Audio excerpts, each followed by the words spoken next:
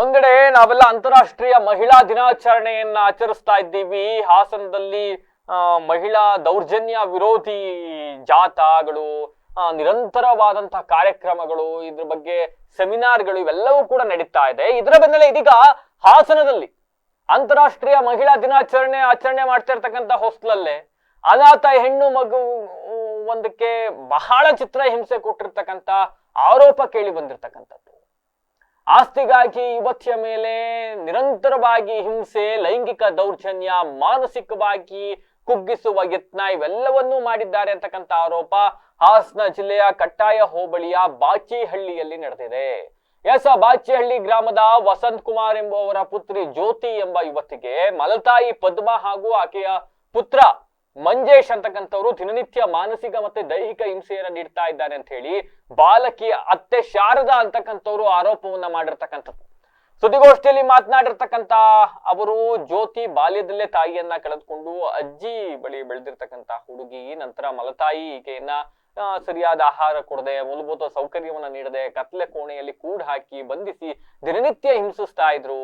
ಆಕೆಯ ಸಂಬಂಧನೆ ಪಡೆದಿರ್ತಕ್ಕಂಥ ಟ್ಯಾಬ್ಲೆಟ್ ಗಳನ್ನು ಕೂಡ ಬಲವಂತವಾಗಿ ನೀಡ್ತಾ ಇದ್ರು ಅಂತಕ್ಕಂಥ ಗಂಭೀರ ಆರೋಪವನ್ನ ಮಾಡಿರ್ತಕ್ಕಂಥದ್ದು. ಫೆಬ್ರವರಿ 7ರಂದು ಮಹಿಳಾ ಮತ್ತು ಮಕ್ಕಳ ಅಭಿವೃದ್ಧಿ ಇಲಾಖೆ ಹಾಗೂ ಅಕ್ಕಪಡೆ ತಂಡದ ಸಹಾಯದಿಂದ ಜ್ಯೋತಿಯನ್ನ ರಕ್ಷಿಸಿ ಹಾಸನದ ಹಿಮ್ಸ್ ಆಸ್ಪತ್ರೆಗೆ ದಾಖಲು ಮಾಡಲಾಗಿದೆ. ಚಿಕಿತ್ಸೆ ವೇಳೆ ದೇಹದಲ್ಲಿ ಗಾಯದ ಗುರುತುಗಳು ಕಂಡು ಬಂದಿರತಕ್ಕಂಥದ್ದು, ಸಾಕಷ್ಟು ಲೈಂಗಿಕ ದೌರ್ಜನ್ಯದ ಶಂಕೆ ಕೂಡ ವ್ಯಕ್ತವಾಗಿದೆ. ಇನ್ನು ಫೆಬ್ರವರಿ 7ರಿಂದ 19ರವರೆಗೆ ಪೊಲೀಸರು ಆರೋಪಿಗಳ ಮೇಲೆ ಯಾವುದೇ ಕ್ರಮ ಜರುಗಿಸಿಲ್ಲ.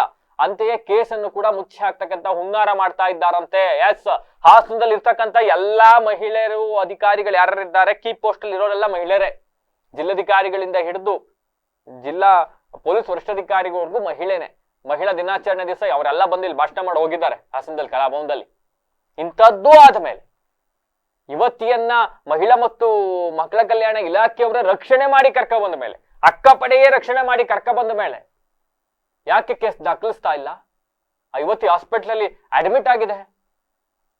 ನೀವು ಫೋಟೋಗಳಿದ್ದಾವೆ ಅವ್ರಿಗೆ ಯಾವ ಲೆವೆಲ್ ಟಾರ್ಚರ್ ಕೊಟ್ಟಿದ್ದಾರೆ ಅನ್ನೋದನ್ನ ನಾವು ತೋರ್ಸಕ್ಕಾಗೋದಿಲ್ಲ ನಿಮಗೆ. ಬಟ್ ಸ್ಟಿಲ್ ಆ ಯುವತಿಗೆ ಅಷ್ಟರ ಮಟ್ಟಿಗೆ ಟಾರ್ಚರ್ ಕೊಟ್ಟಿದ್ದಾರೆ. ಯಾಕೆ ಇವತ್ತವರೆಗೂ ಕೂಡ ಕಾನೂನು ಕ್ರಮ ಆಗಿಲ್ಲ? ಯಾಕೆ ಆಗ್ತಾ ಇಲ್ಲ? 7ನೇ ತಾರೀಕು 19ನೇ ತಾರೀಕು ಇವತ್ತು. ಅಂಡ್ ಸ್ಥಿತಿಗೆ ಕಾರಣ ಆದವ್ರನ್ನ ಕೂಡಲೇ ಬಂಧಿಸಬೇಕು ಅಂತ ಇವರು ಆಗ್ರಹಿಸಿದ್ದಾರೆ. ಕಠಿಣ ಶಿಕ್ಷೆ ಕೊಡಬೇಕು ಅಂತ ಒತ್ತಾಯಿಸಿದ್ದಾರೆ. ಅಂಡ್ ಈಗಾಗಲೇ ಪ್ರಕರಣ ವಿಳಂಬ ಆಗಿದೆ. ಇದರ ಜೊತೆಗೆ ಪ್ರಕರಣವನ್ನ ಮುಚ್ಚಿ ಹಾಕುವ ಹುನ್ನಾರಗಳು ಕೂಡ ನಡೀತಾ ಇದೆಯಂತೆ. ಹಾಗಾಗಿ ದಯವಿಟ್ಟು ಈ ಬಗ್ಗೆ ನಮಗೆ ನ್ಯಾಯ ದೊರಕಿಸ್ಕೊಡ್ಬೇಕು ಅಂತ ಅವರ ಅತ್ತೆ ಅಂತ ಅಂದ್ರೆ ಅವರ ತಂದೆಯ ತಂಗಿ ಅಕ್ಕ ಇರಬೇಕು, ಅವರು ಈ ತರದ ಅಂತ ಒಂದು ಒತ್ತಾಯವನ್ನ ಮಾಡಿದ್ದಾರೆ. ಮಹಿಳಾ ದಿನಾಚರಣೆ ದಿವಸ ಉದ್ದುದ್ದ ಭಾಷಣ ಮಾಡಿದ್ರೆ ಬಂತ ಬಾಳು.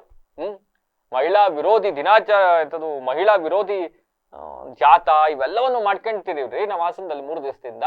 ಇಲ್ಲೊಂದು ಅನ್ಯಾಯಕ್ಕೆ ಒಳಗಾದವ್ರಿಗೆ ನಾವು ರಕ್ಷಣೆ ಕೊಡ್ಲಿಲ್ಲ ಅಂತ ಅಂದ್ರೆ ಹೆಂಗೆ? ಕಾರ್ಯಕ್ರಮಗಳು ಮಾಡಿದ್ರೆ, ಜಾಥಾಗಳು ಮಾಡಿದ್ರೆ ಸರಿ ಆಗುತ್ತಾ? ಪ್ರೆಸ್ ಮೀಟ್ಗಳು ಮಾಡಿದ್ರೆ ಸರಿ ಆಗುತ್ತಾ?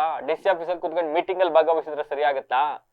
ಮಹಿಳಾ ಹೋರಾಟಗಾರರು ಅಂತ ಯಾರ್ಯಾರಿದ್ದಾರೆ, ಯಾರ್ಯಾರು ಮುಂಚೂಣಿಯಲ್ಲಿ ಇವತ್ತು ನಿಂತಿದ್ದಾರೆ, ಇಂತಹ ವಿಚಾರದಲ್ಲಿ ಧ್ವನಿ ಎತ್ತಬೇಕು. ಆ ಮಗುಗೆ ನ್ಯಾಯ ದೊರಕಿಸ್ಕೊಡ್ಬೇಕು ಅಷ್ಟೇ ನಮ್ಮ ಒತ್ತಾಯ ಕೂಡ. ಸರ್, ಇದು ಒಂದು ಹುಡುಗಿಗೆ ಬಾಚಹಳ್ಳಿ ಅಂತ, ಅದು ನನಗೆ ತಮ್ಮನ ಮಗಳಾಗಬೇಕು. ಹುಡುಗಿ ತುಂಬ ದಿವಸದಿಂದ ಕೂಡಾಗ್ತಾ ಇದ್ದಾರೆ ಅಂತ ನನಗೆ ಒಂದು 2 ತಿಂಗಳಿಂದ ಫೋನ್ ಮಾಡಿ ಹೇಳಿದರು. ಹಾಗಾಗಿ ಹುಡುಗಿನ ಸೇವ್ ಮಾಡಲಿಕ್ಕೆ ನಾವು ಅಂದರೆ ಒಂದು 3 ವರ್ಷ ಆಗಿದೆ ಮನೆಗೆ ಹೋಗ್ತಾ ಇರಲಿಲ್ಲ.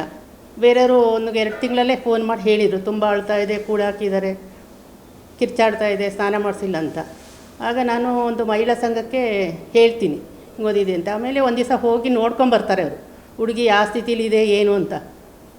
ಆಗ ಹುಡುಗಿನ ತುಂಬ ಕ್ರಿಟಿಕಲ್ ಆಗಿದೆ, ತುಂಬ ಜಾಸ್ತಿ ಬಿಡೋಕ್ಕಾಗಲ್ಲ ಅಂತ ಹೇಳಿ ಅವ್ರು DC ಮತ್ತು SP ಅವ್ರ ಇಲಾಖೆಗೆ ಒಂದು ಲೆಟ್ರ್ ಕೊಟ್ಟು, ಮಕ್ಕಳ ಮಹಿಳಾ ಇಲಾಖೆಗೆ ಒಂದು ಲೆಟ್ರ್ ಕೊಡ್ತಾರೆ. ಅವ್ರ ಕಡೆಯಿಂದ ಹುಡುಗಿನ ಕರ್ಕೊಂಬಂದು ಸೇರಿಸ್ತಾರೆ.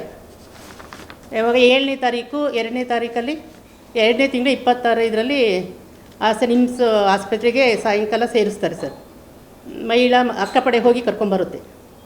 ಆ ಟೈಮಲ್ಲಿ ಏನಾಗುತ್ತೆ ಅಂದರೆ ತುಂಬ ಕ್ರಿಟಿಕಲ್ ಆಗಿದೆ ಹುಡುಗಿದು. ಅದು ಫೋಟೋ ಇದೆ, ಹುಡುಗಿ ಯಾವ ಸ್ಥಿತಿಯಲ್ಲಿದೆ, ಫೋಟೋಗಳಿದೆ, ಯಾವ ಸ್ಥಿತಿಲಿ ಹುಡುಗಿನ ಇಟ್ಟಿದ್ರು ಅನ್ನೋದು ಎಲ್ಲ ಇದೆ. ಅದಾದಮೇಲೆ ನಮಗೆ ಒಂದು 3 ದಿವಸ ಆದಮೇಲೆ ಸ್ನಾನ ಮಾಡ್ಸೋಕ್ಕೆ ಹೋದಾಗ ತುಂಬ ಎದೆ ಹತ್ರ ಎಲ್ಲ ಕಚ್ಚಿರೋ ಗುರುತುಗಳಿರ್ತವೆ. ಅದನ್ನು ನಾವು ಇವರು ಡಾಕ್ಟ್ರು ಗಮನಕ್ಕೆ ತಂದಾಗ ಇದು ತುಂಬ ಏನೋ ಆಗಿದೆ, ದೌರ್ಜನ್ಯ ನಡೆದಿದೆ ಅಂತ ಹೇಳಿ OBG ಡಿಪಾರ್ಟ್ಮೆಂಟಿಗೆ ಟೆಸ್ಟ್ ಮಾಡಲಿಕ್ಕೆ ಹೇಳ್ತಾರೆ. ಬಟ್ ಇಲ್ಲಿ ಸೇರಿಸಿರೋದು ಮಹಿಳಾ ಮಕ್ಕಳ ಇಲಾಖೆ ಕಡೆಯಿಂದ ಹುಡುಗಿನ ಅಡ್ಮಿಟ್ ಮಾಡಿರೋದು, MLCನೂ ಮಾಡಿದ್ದಾರೆ. ಆದರೆ ಅವರು ಯಾರೂ ರೆಸ್ಪಾನ್ಸ್ ಮಾಡಲಿಲ್ಲ. 7ನೇ ತಾರೀಕು ಅಡ್ಮಿಟ್ ಮಾಡಿ ಹೋದವರು ಯಾರೂ ತಿರುಗಿ ನೋಡಲಿಲ್ಲ. ಮತ್ತು 9ನೇ ತಾರೀಕು ನಮಗೆ ಗೊತ್ತಾದಾಗ ಹೇಳ್ತೀನಿ ನಾನು, ಹಿಂಗೆ ಕಚ್ಚಿರೋ ಗಾಯ ಇದೆ, ಕೇಸು ಎಲ್ಲ ಇದು ಮಾಡಿ ಪರ್ಮಿಷನ್ ಕೇಳ್ತಿದ್ದಾರೆ ಪೊಲೀಸ್ ಕಡೆಯಿಂದ ಟೆಸ್ಟ್ ಮಾಡಲಿಕ್ಕೆ ಅಂತ. ಆದರೂ ಯಾರೂ ರೆಸ್ಪಾನ್ಸ್ ಮಾಡಲಿಲ್ಲ. ಅಲ್ಲೇ OBGದು ಇದೆ ಮತ್ತು ಅಕ್ಕ ಪಡೆಯೋದು ಆಸ್ಪತ್ರೆಯಲ್ಲೇ ಇದೆ ಡಿಪಾರ್ಟ್ಮೆಂಟ್. ಬಟ್ ಇತ್ತೀಚೆಗೆ ನನಗೆ ಗೊತ್ತಾಗಿದ್ದು ಅದು. ಅಲ್ಲೇ ಇದ್ರೂ ಅವರು ಅಲ್ಲೇ ಒಬ್ಬರು ಡಾಕ್ಟ್ರೂ ಇದ್ದಾರೆ.